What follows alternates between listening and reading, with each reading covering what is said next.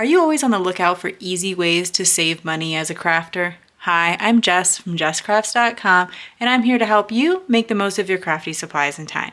Today I'm going to share 7 ways that will, over time, help you save money as a crafter that focus on how to clean and maintain what you have in order to save money, rather than tips that focus on, things you could buy that save you money, or how to buy things. I know that sounds kind of silly, like you would think, of course, ways to save money isn't going to involve buying things, but it can sometimes. It's because we think about how to save in the long term, but that's not what I'm doing today. I'm talking about how we clean and maintain what we have in order to save money down the road. So I hope you find some of these helpful. And of course, you're always welcome to add your own tips in the comment section. But I want to preface this video by saying nothing that I say here is meant to override any manufacturer's instructions. I'm not going to necessarily give a lot of specific tips, but if you have a specific product and you don't know how you're supposed to clean or maintain it, please follow the manufacturer's instructions. Reach out to the manufacturer, as they will have the best answer for you. These are going to focus on some more general tips. Take a look at my first tips, and these are pretty specific to paper crafters, but I think some other crafters could use them as well. But this one is to flip and maintain your cutting plates. Now, I don't know if all cutting plates are meant to be flipped. I have the scrapbook.com magic mat, and it specifically says when you go to scrapbook.com/mat, at the time of recording, it said you flip your plates, and that can give them a longer life. And it also said that you could use warm water and a soft brush to clean off any of the particles that are sticking to your mat, those little extra cardstock bits that kind of get stuck inside over time. And so that's what I'm doing, and you can see that my brush is getting quite dirty with all of the little cardstock bits.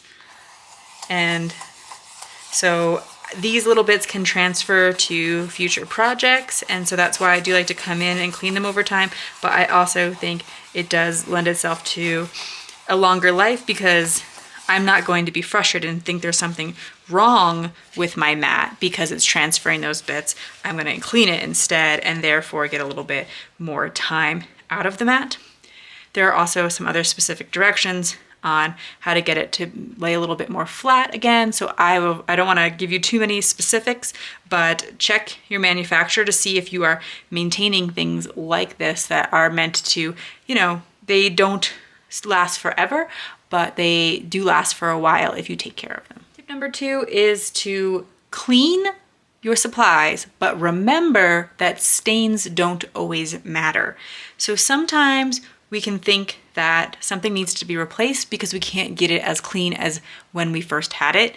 But sometimes the stains don't actually matter. So I have this, I think it's a silicone mat from scrapbook.com, and it's meant to hold your ink pad in place, as well as to some extent your paper in place, and also protect your work surface. So because I'm working with ink here, I wouldn't necessarily want to rub it on this grid mat. It would depend on your mat, maybe it's meant for that, but I know that this is what this work surface is meant to, so it still holds my ink pad just fine, and I can still ink blend on it. It's still protecting my work surface. It's still functioning in every way that I expect it to. Again, it doesn't I have found it doesn't 100% hold the paper, but it helps, certainly. That's not because it's stained. It's just my general experience with it. But this brush is also still working even though it's stained. So of course we do want to clean our supplies. It's good to wipe it down, but for in this instance, this is stained because in my experience, I noticed that pink and red tend to stain things a bit more. So sometimes I'll clean my stamps, but if I used a red ink, it will stain. And if I use a blue ink, it won't, or something like that. So sometimes I think it's just the ink color that's more likely to stain, but stained stamps still work in my experience. This silicone mat stained, my brushes are stained, but that doesn't interfere with their ability to work. My next tip is to make sure that the caps and lids on products that can dry out are secure. So with something like a glue bottle, if there's a bunch of excess glue around the tip when you close the bottle, then sometimes the cap will stick to it, or you can't get the glue out the next time and you have to go through a cleaning process, which you may or may not be able to do. My understanding, I believe scrapbook.com has some tips on how to keep their glue bottle clean. They're pretty good about that kind of thing. But yeah, so, making sure that they're not going to dry out or get stuck or clogged because you haven't followed those cleaning instructions. And then in terms of ink pads, making sure that the tops are on securely. And I think that storing them flat helps with this, because when you store them on their side, if they're a little bit loose, they are more likely to open up and then they could dry out. So I like storing mine flat, but there's other people who store them flat, like upside down. And again, follow whatever the manufacturer of your ink suggests, as some do have different suggestions on how to best store them. But following these tips and making sure we've put them in a way that it was most successful is better long term. Also, for instance, with my Lawn Fawn inks, the bottom of the ink pad doesn't have the name of the ink.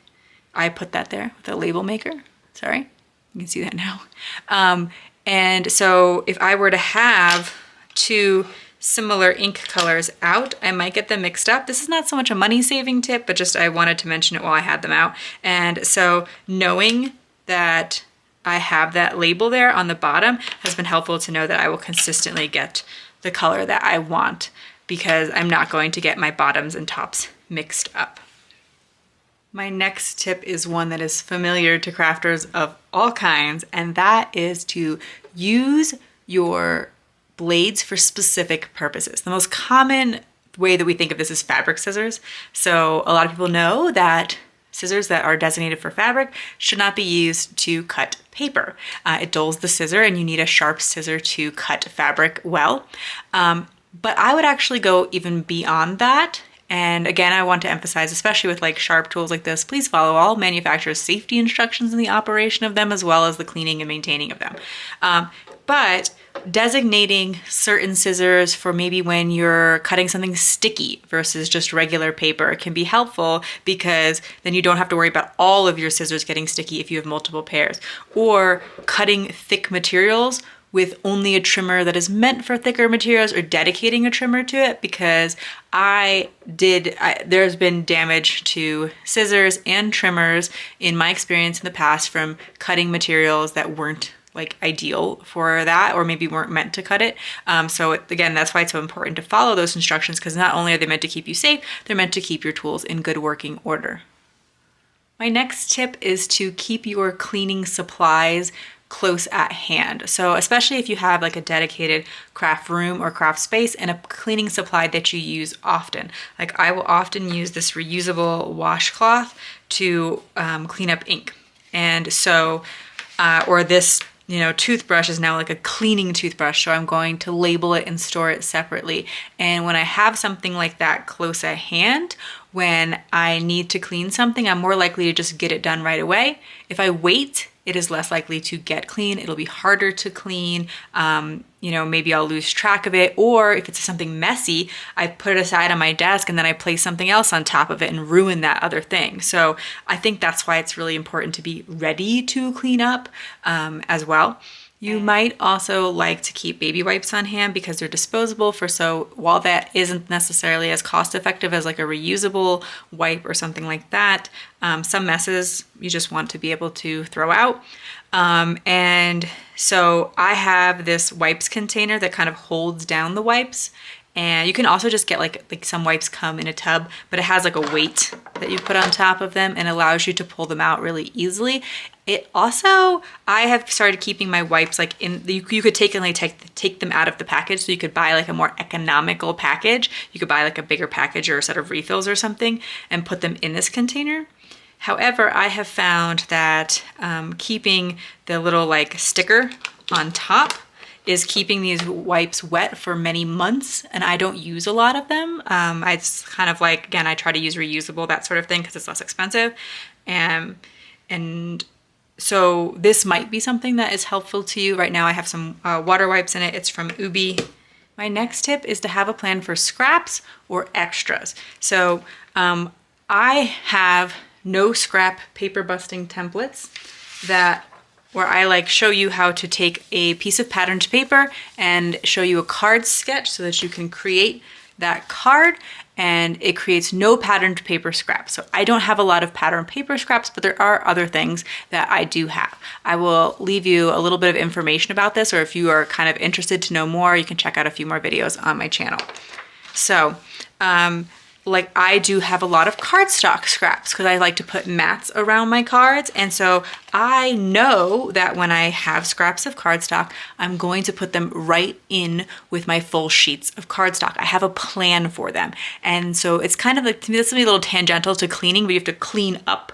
And so it's more like tidying, I guess. So when I have to put away all my materials, I know where I'm gonna put those extra pieces of cardstock so that they will get used in the future and not get lost somewhere and be more part of a mess. And then I also sometimes have like extra images that I have colored or printed and cut out. And so if I want, or even this is a die cut, for instance. So, you know, if I have extra, I've created a few extra, and I often do that because if I mess one up, I like to have a backup. I don't have to start all over again. And so then when I'm ready to work on another project, I know all of these bags are ready to go with embellishments, and I can go ahead and reach in there when that seems like a good fit for a project. But having a like plan for what to do with extras, what to do with scraps is going to save you money in the long term. My 7th and final tip is to secure small supplies. So with crafters, we can be using some really tiny objects sometimes. And if we don't have a way of keeping them organized or secure, they can wind up kind of falling to the back of drawers or underneath things, or that kind of stuff. And so I wanted to share like kind of specifically with a few different items. Like when I get a pack of ephemera, sometimes it's just as simple as keeping it in the packaging. Like sometimes we're tempted to ditch the packaging right away, but now all the small pieces are contained in here, and I can just open this back up again. If you have been accessing it for a while, sometimes this stickiness, when you pull it open and close it, can over time stop securing, like it stops being sticky. And in that case, you might want to transfer it to a bag or something if you're going to continue to use them. I use a lot of zip top bags in my craft room of various sizes, and they're great for corralling small pieces and other things. But I will reuse them over and over again. So when I do finally am done with a particular set of ephemera or die cuts or whatever, then I can go ahead and reuse that bag. But these do sometimes lose their stickiness. Or this was one where it was a piece of large 12 by 12 pattern paper, and I cut it apart, and I wanted to keep all the pieces together. So corralling them, and you can be reusing Ziploc bags, as mentioned, but you can also be getting like inexpensive Ziploc bags. There are even like reusable bags or little containers. It doesn't have to be bags if that doesn't work for you. Similarly with stamps, I do tend to keep my stamps in zip top bags, although I will keep them in the original packaging for a while too, and you'll see that. Sometimes I'll even cut the top off, and we can talk briefly about that because potentially small things could fall out of the top. But especially if a stamp set, I've used it a couple times and it's maybe not quite as sticky, I am ensured that like any small pieces, like if any small stamps did fall off the sheet, they would still be in the bag. But it can also be helpful, I don't think I have an example of this right now, but like say I stamped a couple extra sentiments from a stamp set, I can keep them in the bag with the stamps so that I can find them. And then similarly with die cuts or dies, there can be a lot of little pieces. And options for keeping that under control, these I both actually just cut off the top. So potentially a small die could fall out. However, they're secure to the original tape that they were shipped in, or here I used a magnet sheet. I don't think you always need to go with a magnet sheet because I realize that's adding expense, but if it's a really die set you use a lot, or if it's just hard to get all the little pieces back on or things like that, maybe you want to invest in that magnet sheet. But keeping that original packaging and again, just making sure that things are getting back onto that stickiness so that we're not losing the small pieces. I store these upright, so the fact that I cut the top off doesn't usually matter. I can still be pretty sure that if any of these small pieces were to fall off the tape, they'd be kind of trapped in the bottom of the bag. So rather than opening this and closing it, that like sticky strip on the back, which over time would deteriorate, I choose to cut off the top So, but as you can see, this one's getting loose, right? So obviously I can go in and try to make sure that it's secure again, but I'm not really gonna be worried because if anything, kind of give it a really good shake. It's starting to fall towards the bottom there. I hope you've enjoyed all of these tips for how to save money as a crafter by cleaning and maintaining your supplies. So you don't really need to be spending money, you just need to be thinking about how you can do your best to preserve what you've already invested in. I did briefly mention in the video that I make paper busting templates. So if you like to think frugally about how to use your craft supplies, you might appreciate this no scrap method of using patterned paper. And so I'll leave you a link to jesscrafts.com where you can download. There's 100+ free templates for you, 6x6 paper, 6x8, 12x12, A2 cards, 5x7 cards, slimline cards. And I can show you a couple of examples of different cards that I have made from different sizes of pattern paper with my no scrap method, and you could check those out if you like. If you found this video helpful, here's another video with more ideas for enjoying your crafty time and supplies. Let me know you like this video with a share to your crafty community, subscribe and click the bell so you don't miss the next template or tutorial, and check the video description for product links. See you in the next video.